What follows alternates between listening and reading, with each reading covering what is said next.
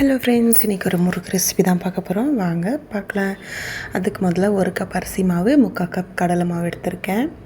அதுக்கப்புறமா கொஞ்சமாக ஓமம் எடுத்திருக்கேன். ஓமம் கையில் நல்லா நுணுக்கி போட்டுக்கோங்க. கூடவே ஜீரகம், உங்கள்கிட்ட கருப்பு எள்ளு இருந்தால் அதையும் சேர்த்துக்கலாம்.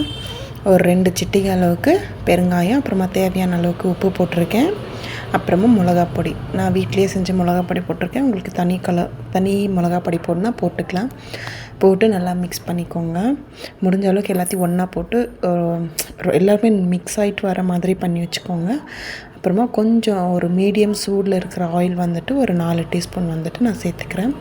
நீங்கள் அந்த ஆயில் எவ்வளோக்கு எவ்வளோ சேர்க்குறீங்களோ அவ்வளோக்கு எவ்வளோ உங்களுக்கு சாஃப்ட் இருக்கும், எனக்கு கிறிஸ்பி இருக்கும். அதுக்குன்னு ஓவராக சேர்த்துடாதீங்க.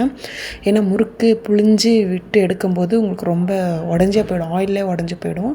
ஸோ பாருங்கள், ஆயில் போட்டு மிக்ஸ் பண்ணி இந்த மாதிரி எடுத்து கை பிடிச்சோன்னா அது வரணும். பாருங்கள், இந்த ஸ்டேஜ் தான் கரெக்டான இருக்கும் முறுக்குக்கு. ஸோ இப்போ இதில் கொஞ்சமாக தண்ணி ஊற்றி சேர்ந்து கலந்துக்கலாம். ஸோ கொஞ்சமாக அது பிசையும் போது ஓரளவுக்கு ஒரு 2% தண்ணி அதிகமாக ஊற்றுங்க. ஏன்னா நம்ம மாவு பிசைஞ்சு ஊற வைப்போம் இல்லையா, ஸோ அதில் கொஞ்சம் நேரம் ஊறும். அதனால தான் இப்போ பாருங்கள், நான் இப்போ உங்களுக்கு இந்த மாதிரி இருக்கா, கொஞ்சம் கட்டி பத மாதிரி இருக்கும். ஸோ நீங்கள் முறுக்கு புளியும் போது உங்களுக்கு அந்த கன்சிஸ்டன்சி கரெக்டாக கிடைக்கும். இப்போ வந்துட்டு நான் முறுக்கு அளவுக்கு எல்லாம் ஆயில் போட்டு அப்ளை பண்ணியிருக்கேன். 3 ஸ்டார் இருக்கிறது நான் எடுத்து வச்சுருக்கேன். இப்போ பாருங்கள், அப்போதைக்கும் இப்போதைக்கும் எவ்வளோ அழகாக ப்ரெஸ் ஆகுது பாருங்கள். அதுதான் டிஃப்ரென்ஸு. ஊற வைக்கணும் கொஞ்சம் நேரம். ஸோ இப்போ மாவு எடுத்து உருட்டி நம்ம முறுக்கு குழாயில் போட்டுக்கலாம். ஸோ நீங்கள் வெறும் கடலை மாவில் பண்ணணுன்னு ஆசையாக இருந்துச்சுன்னா, பட் அது வந்துட்டு ரொம்பவே என்ன சொல்கிறது, கசக்கும் கொஞ்சம் கடலை மாவு. ஸோ அதனால் முறுக்கு புழிஞ்சிட்டு நம்ம சூடான ஆயிலில் போட்டு எடுத்துக்கலாம். ஸோ இதே மாதிரி நீங்கள் உளுத்த மாவுலேயும் பண்ணலாம், வெறும் அரிசி மாவில் கூட பண்ணலாம்.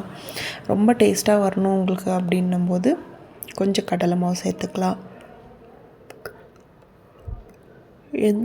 எந்த மாதிரி சேர்த்தாலும் நீங்கள் முறுக்குக்கு ஸோ அந்த மாதிரி ஆயில் சேர்க்கும் போது உங்களுக்கு ரொம்ப கிறிஸ்பியாக இருக்கும்.